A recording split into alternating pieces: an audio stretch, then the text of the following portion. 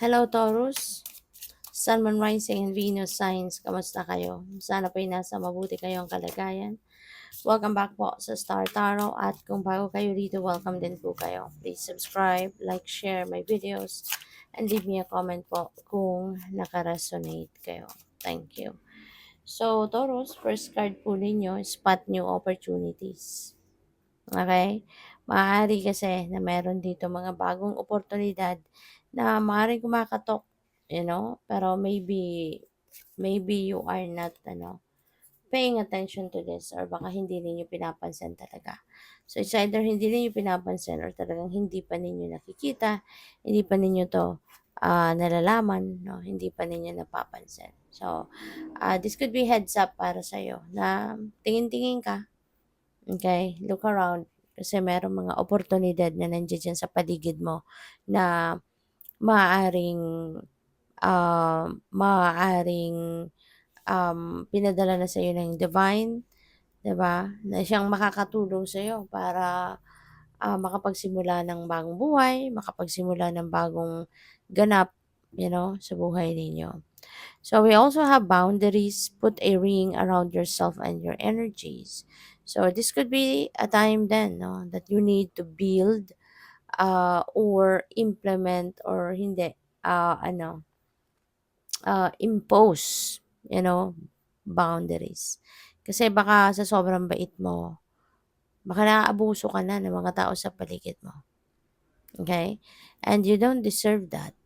No? You deserve respect. You know? Deserve mo din naman na igalang yung limitasyon mo, igalang yung mga gusto mo, 'di ba? Kasi ikaw 'yan, buhay mo 'yan eh, 'di ba?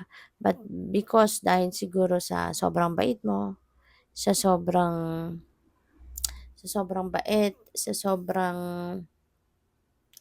um, sa sobrang matulungin mo, parang nasanay na yung mga tao sa paligid mo na lahat na lang ng gagawin mo puwedeng libre. 'Di ba? Or kung ano man yung hihingin nilang tulong sa'yo talagang yan ay lahat libre at maybe they are expecting na sa tuwing hihingi sila ng tulong sa'yo, meron kang ibibigay, 'di ba?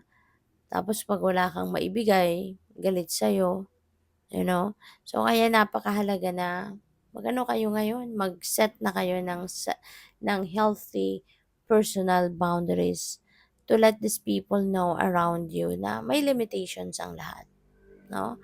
At hindi kayo perfect, 'di ba? May mga times na wala kayong maitulong. May mga times na kailangan din ninyo ng tulong, 'di ba? So that they would know, all right?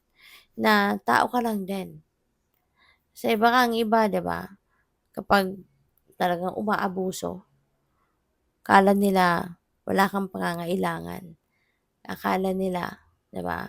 Pinupulot mo lang ang pera. So, yun, it's good, no, that you have, that you are thinking, no, that it's about time na for you to impose that healthy boundaries. So, we have the moon, take time to reflect, okay? So, kailangan ninyo ngayon na pag-isip-isipan, pagmuni-munihan ang bagay na yan. Alright? Kasi, kung hindi ninyo pag-iisipang mabuti on how you are going to navigate your life sa ngayon, lalo-lalo na in terms of pagtulong sa iba, baka mamaya, 'di ba, mas lalo kang abusuhin ng mga taong ito at mas lalong dadami pa yung mga taong puwedeng mang-abuso pa sa'yo, mang-abuso pa sa iyong kabaitan, sa iyong pagiging compassionate, 'di ba? So, by the way, maraming salamat for subscribing and if you haven't subscribed yet, subscribe na kayo. And also maraming salamat din for not skipping the ads. Malaking bagay po yun sa akin. And also please click the join button sa baba ng video kung gusto po ninyo na mag-join kayo sa membership. Okay? Salamat po. So, tignan natin kung ano pa ang ganap dito for Taurus. So, we have Page of Pentacles. This is good luck, no? Mayroong good luck energy ito si Page of Pentacles. So, napakaganda.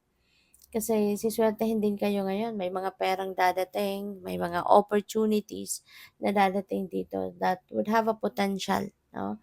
Para umasenso ka, has the potential na mag-create ng abundance, 'no, and prosperity sa buhay mo, yung gano'n. This could be pupuwedeng meron kang mga ano, mga offers, 'di ba? Puwedeng pagkakakitaan, puwedeng negosyo, puwedeng bagong career path, mga ganyan ba. Pupuwede rin ang iba sa inyo dito baka may sale of property, yung gano'n. Kaya magkakaroon kayo ng malaking pera because of the proceeds, 'no, ng pagbebenta ninyo ng ano, ng ng property, yung gano'n ba. So, what else? We have Two of Pentacles, ayan. So, baka nag-iisip kayo, this could be related to this setting of boundaries. Feeling ko dito baka nag-aano kayo, nag-iisip kayo, ano, gagawin ko ba 'to or hindi, 'di ba?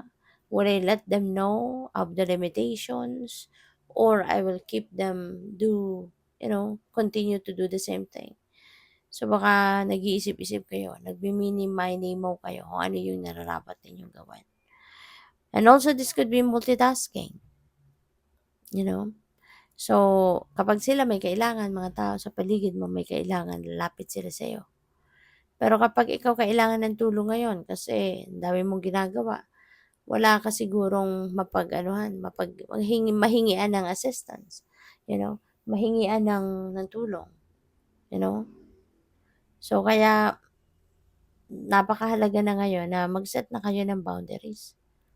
Alright? Mag-set na kayo ng boundaries para nang sa gayon, magawa na ninyo yung magawa na ninyong ipaalam sa kanila na hindi sa lahat ng oras, hindi sa lahat ng bagay, 'di ba, ay meron kang maitutulong, meron kang maibibigay, 'no? So, this could be decision, 'no? Choose, represents decision. Kaya pupuwedeng meron kayong mga desisyon sa kailangang gawin sa ngayon regarding those people na pupuwedeng umaabuso sa'yo or this could be regarding trabaho or could be regarding, um, siguro financial decisions since this is a pentacle energy. So, we have the star. Ayan, so wish upon a star, Taurus. Maaaring kung ano man yung wini-wish ninyo or iwi-wish ninyo sa ngayon, you never know, baka yan ay pagtalikod mo bibigay na agad sa'yo. Maaaring nakaupo ka ngayon, stargazing, nag-wish ka, and you never know, pagtalikod mo, pagtayo mo, makikita mo na yung wish mo, 'di ba? Na nag-a-unfold na sa buhay mo. So, kasi this is a wish fulfillment energy, you know? This is wish fulfillment. So, this is the time or this could be the time na yung mga wishes mo, yung mga pangarap mo ay ibibigay na sa'yo ng universe. Okay? So, just keep hopeful. Umasa ka lang for the best possible outcome. Umasa ka lang. Magtiwala ka lang na yung mga dasal mo pinapakinggan ng divine. Okay? Yung mga wishes mo pinapakinggan ng universe and they're working on it. He's working on it. So, we have the Nine of Wands. Ayan, boundaries talaga to. Binakuran na ni Panda yung likod niya. No, para wala na makapasok. Wala nang basta-basta na lang makakalapit sa kanya. So, you know what, Taurus? Maaaring you are being abused, no? Taken advantage by other people. Siguro sobrang bait mo talaga. Kaya ayan, diba? Binakura na ni Panda yung likod niya para na wala nang basta-basta makakapasok. 'Di ba? Hindi na sila in and out, no, sa lugar ni Panda. So, maaaring gano'n din kayo, Taurus. It's about time na talaga na mag-set ka na ng personal boundaries para, alam mo 'yun, ipakita mo naman sa kanila na deserve mong igalang ka. Deserve mong irespeto yung mga ano mo, yung ano mo, yung mga limitations, gano'n. Okay? So, good luck.